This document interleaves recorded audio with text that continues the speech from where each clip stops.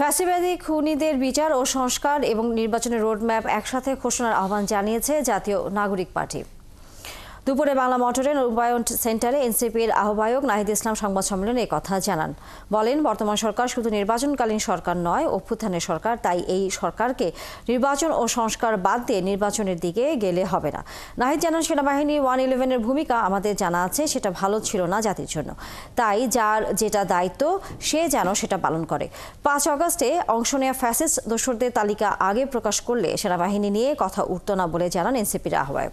তিনি বলেন, সরকারের 2 উপদেষ্টার দায়িত্ব পালন অভ্যুত্থানের চেতনার অংশ, তাদের পদত্যাগের প্রশ্নই আসে না। নাহিদ জানান, দেশের সকল প্রতিষ্ঠান ধ্বংস হয়ে গেছে, তাই জাতীয় নির্বাচনের আগে সক্ষমতা যাচে স্থানীয় সরকার নির্বাচন দিতে হবে। নাহিদ বলেন, নির্বাচন কমিশন তার নিরপেক্ষতা বজায় রাখতে ব্যর্থ হয়েছে।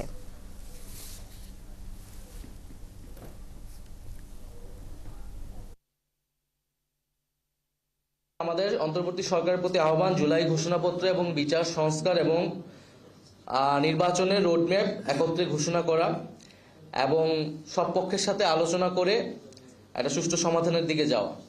পাশাপাশি রাজনৈতিক দলগুলো এবং আমাদের জনগণের প্রত্যেকেরই আসলে দায়িত্বশীল আচরণ করতে হবে। বাংলাদেশের বর্তমান পরিস্থিতি, জাতীয় নিরাপত্তা এবং ভবিষ্যৎ গণতান্ত্রিক বাংলাদেশের কথা ভেবে সকলেই সেই দায়িত্বশীল আচরণ করব আমরা এবং একটা আলাপ আলোচনার মধ্য দিয়ে সমাধানের দিকে যাব, সেটা আমাদের প্রত্যাশা।